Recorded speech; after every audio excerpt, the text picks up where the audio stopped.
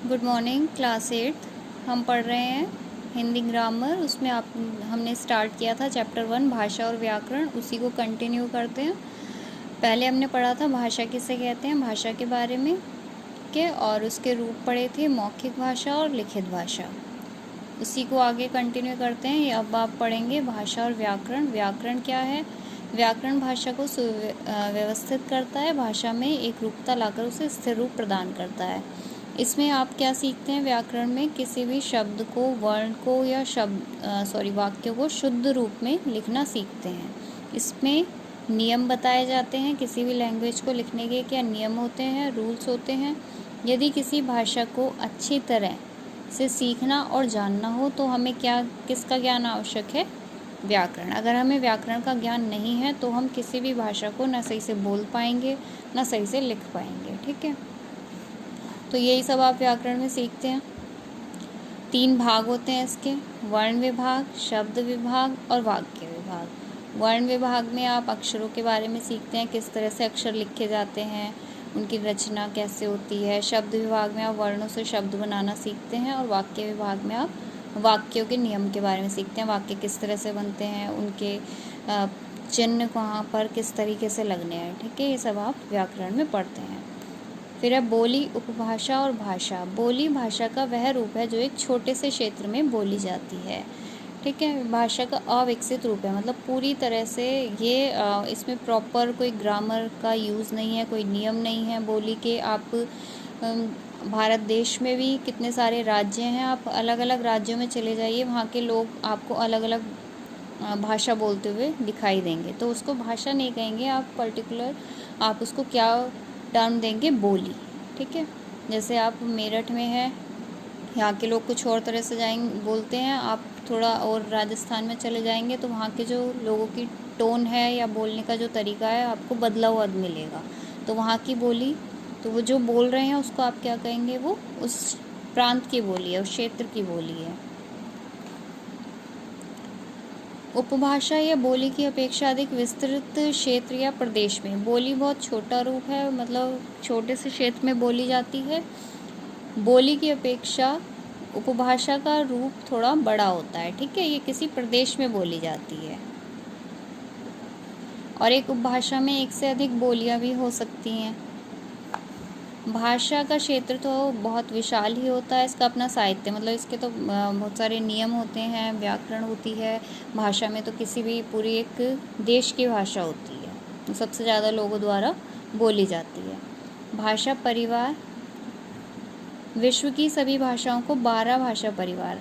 अब हमारे देश में भी कितनी सारी भाषाएं बोली जाती है, तो विश्व है तो उसमें तो काफ़ी सारी भाषाएं बोली जाती हैं, तो इसलिए उन्हें 12 भाषा परिवारों में बांटा गया, मतलब कैटेगरी उनकी डिवाइड कर दी गई है। टोटल कितनी है? वो 12, जिनमें से एक प्रमुख परिवार कौन सा है? भारोपीय, और हिंदी भी उसी परिवार में आती है। और कौन सी लैंग्वेज आती है? हिंदी, अंग्रेजी, फारसी, जर्मन, फ्रांसीसी आदि भाषाएं इसी परिवार की भाषाएं हैं। ठीक है, भारोपीय भाषा परिवार की भारतीय शाखा को, मतलब जो इसकी भारतीय ब्रांच है उसको हम क्या बोलते हैं? आर्य भाषा परिवार के नाम से भी जाना जाता है। हिंदी जो है वो आपको भारोपीय भाषा परिवार की भाषा कहेंगे या फिर आप आर्य भाषा परिवार की। ये भाषा परिवार एक तरह से आपकी कैटेगरी ही है, उसमें डिवाइड कर दिया सारी विश्व की, वर्ल्ड की जितनी भी लैंग्वेजेस हैं उनको। एक दूसरा भाषा परिवार भी भारत में है जिसको द्रविड़ भाषा परिवार भी कहते हैं, उसमें ये सब लैंग्वेज आपकी आ जाती हैं, तमिल, तेलुगु, मलयालम, कन्नड़। ठीक है, ये सब भाषाएं। उसके बाद आप देखेंगे एक टर्म है आपकी मानक भाषा। किसी बड़े भूभाग पर भाषा विशेष में भौगोलिक भिन्नता के कारण जब अनेक बोलियों और उपभाषाओं, आपने पढ़ा बोली एक जो सीमित क्षेत्र में बोली जाती है, और जो उपभाषा है उसका क्षेत्र थोड़ा वाइड होता है, मतलब वो थोड़े बड़े एरिया में और ज़्यादा लोगों के द्वारा बोली जाती है, तो भाषा में भिन्नता आ जाती है, बोली में भी और इसमें भी। तो जो शिक्षित लोग हैं, मतलब जिनको व्याकरण की अच्छी नॉलेज है, वो पूरी अच्छी प्रॉपर हिंदी बोल रहे हैं, प्रॉपर कोई भी लैंग्वेज बोल रहे हैं, व्याकरण उसकी बिल्कुल करेक्ट है ना, उसका यूज़ करते हुए, नियमों का पालन करते हुए, तो उसको क्या बोलते हैं? भाषा का मानक रूप कहते हैं। और जो थोड़ी ऐसी ही भाषा बोलते हैं जिनको थोड़ी नॉलेज नहीं है व्याकरण की, तो वो आपकी बोली कहा जाता है उसको। राष्ट्रभाषा हिंदी। हिंदी हमारी राष्ट्रभाषा है, इसलिए ये भारत में सबसे ज़्यादा लोगों के द्वारा बोली जाती है, इसलिए इसको राष्ट्रभाषा का दर्जा भी दिया गया है। हिंदी को संविधान में 14 सितंबर 1949 को राष्ट्रभाषा के रूप में स्वीकार किया गया था, इसलिए 14 सितंबर को हम क्या मनाते हैं, हिंदी दिवस के रूप में भी मनाते हैं। और हिंदी के अतिरिक्त 22 भाषाएं और हैं जिन्हें हमारे भारतीय संविधान में क्या दी गई है, मान्यता दी गई है, और वो ये सब भाषाएं हैं। ठीक है, तो ये आपका चैप्टर कंप्लीट हो गया है। इसमें आप क्या करेंगे, इसकी एक्सरसाइज करेंगे।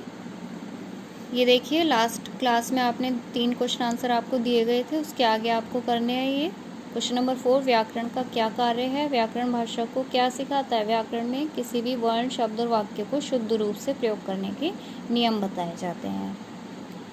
हिंदी दिवस कब और क्यों मनाया जाता है, हिंदी दिवस 14 सितंबर को मनाया जाता है। और क्यों मनाते हैं, क्योंकि 14 सितंबर को ही 1949 सन में भारतीय संविधान ने हिंदी को भारत की राष्ट्रभाषा के रूप में स्वीकार किया था। ठीक है, व्याकरण के 3 विभाग होते हैं। कितने विभाग हैं, 3, वर्ण विभाग, शब्द विभाग और वाक्य विभाग। ये क्वेश्चन आंसर्स करने हैं आपको, और उसके बाद आप ये रिक्त स्थान करेंगे। संस्कृत भाषा की लिपि डैश है, संस्कृत भाषा की लिपि भी देवनागरी ही है।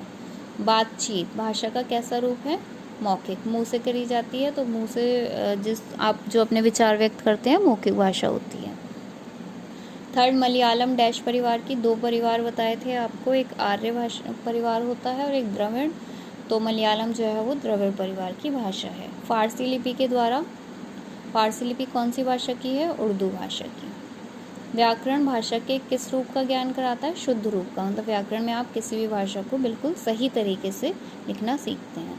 तो ये दोनों 3 क्वेश्चन आंसर्स हैं और ये रिक्त स्थान है, आप अपनी नोटबुक में करेंगे, PDF में से देखकर नीट एंड क्लीन वर्क करेंगे। Okay class.